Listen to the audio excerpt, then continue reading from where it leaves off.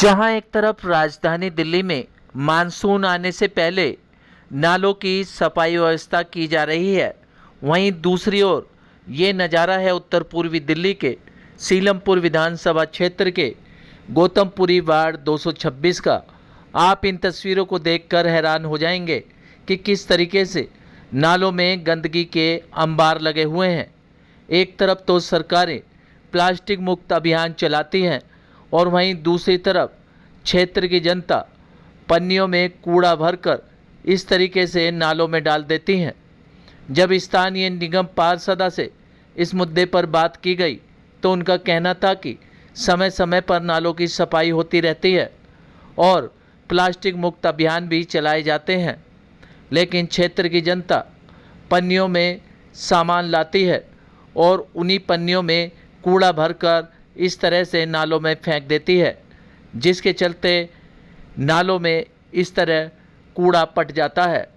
वहीं क्षेत्रीय लोगों का कहना था कि इस गंदगी की वजह से उन्हें नारकीय जीवन जीने के लिए विवश होना पड़ रहा है। क्या कुछ कहना था वार्ड 226 की क्षेत्र की जनता और क्षेत्रीय निगम पार्षद का, देखिए रिपोर्ट। ये गौतमपुरी, मेरा नाम है मोहम्मद नौशाद। अच्छा जी, गौतमपुरी इलाका है ये गौतमपुरी का इलाका है। गौतमपुरी का 12 नंबर का स्कूल है। महीनों से तो ये बंद पड़ी थी, लैट्रिन बच्चों की परेशानी हो रही। यहाँ का नाले का कूड़ा डाल देते हैं यहाँ पे। अच्छा, रास्ता बंद कर दिया था? रास्ता बंद पड़ा था। ये रास्ता कम से कम 15 दिन से बंद पड़ा हुआ है। ये आज उठना चालू हुआ है कूड़ा सारा। अच्छा, तो इतनी बदबू है, यहाँ से लोगों को निकलने में भी बड़ी दिक्कत हो रही है। नहीं जाते हैं, लेकिन सुनने वाली बात क्या है, नाला इतना गंदा रहता है, या तो इसको कोई चीज़ से कवर कर दिया जाए। जैसे कि हमने गोरख पार्क में देखा है, जाल लगा दी उन्होंने, कोई कूड़ा नहीं डालता उसके अंदर। यहाँ गली मोहल्ले वाले सारे कूड़ा डाल देते हैं, इसके अंदर भर जाता। सफाई करके जाते हैं तो परेशानी सभी को होती है, कूड़ा इधर भी निकलता उधर भी निकलता।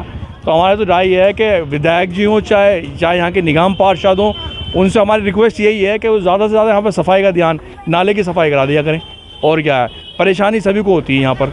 ये कूड़ा पड़ा रहता है, सब ढेरे उठाने वाले नहीं होते। सारे रास्ते दोनों ब्लॉक ही हैं। ये रास्ता बना हुआ है, ये ब्लॉक कर रखा है सारा, बिल्कुल भी नहीं खुला पार्क के बराबर में से। तो हमारी राय है, रिक्वेस्ट है उनसे कि प्लीज़ इससे काम करा दें हमारा। ऐसे नहीं है, जैसे बरसातों का भी सीजन शुरू होने वाला है तो हम लोगों ने नालों से सील्ड निकाली है। और वो सील्ड इसलिए नहीं उठ पा रही है क्योंकि वो जो ट्रकों से जाना है उसको, और लोग उसमें कोऑपरेट कर रहे हैं हमें, और मेरा पूरा स्टाफ भी लगा हुआ है। वो कुछ 10 दिन के बाद सील्ड सूखने के बाद हम उसे लाइन साइड पे भेजते हैं।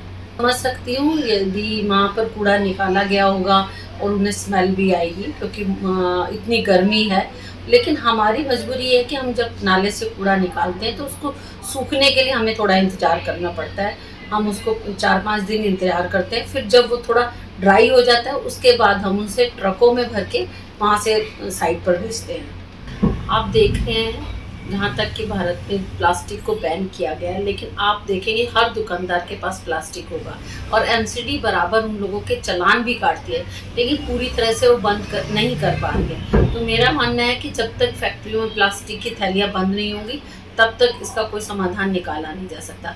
आप देखेंगे रेडी पर, पटरी पर सब लोग प्लास्टिक की पॉलीथीन में खाने का सामान लेके आएंगे, सब्जियां लेके आएंगे और उन्हीं प्लास्टिक की पन्नियों में वो कूड़ा भरकर और नाले की तरफ फेंक देते हैं या नाले में फेंक देते हैं। तो प्लास्टिक हमने एक मुहिम भी चलाई थी कि आप घर से कपड़े का थैला लेके जाएं, उसमें सामान लेके आएँ, लेकिन पब्लिक को थोड़ा सा अवेयर होने की ज़रूरत है। ये प्लास्टिक हमारे मतलब जब वो नालों पे से निकाल के हम साइड पे डालते हैं तो वो इधर उधर उड़ती भी रहती है, और दूसरा वो गलती नहीं है, वो उसको सालों 10-20 साल लग जाते हैं और वो गलती नहीं है। तो इससे भी पर्यावरण को बहुत नुकसान होता है। तो मैं लोगों से अपील करती हूँ कि प्लास्टिक का यूज़ कम से कम करें।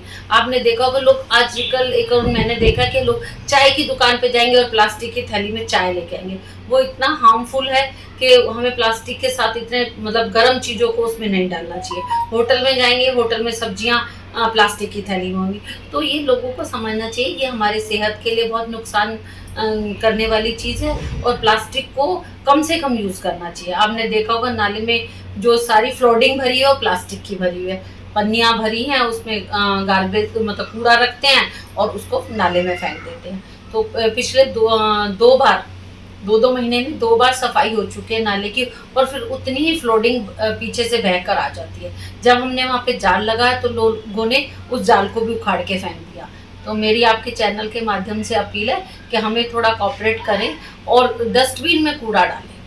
वहाँ जो हमने डस्टबिन रखे हैं उनके अंदर कूड़ा डालें, बकायदा ना वो बकायदा उसमें नाले में डालने के बदले।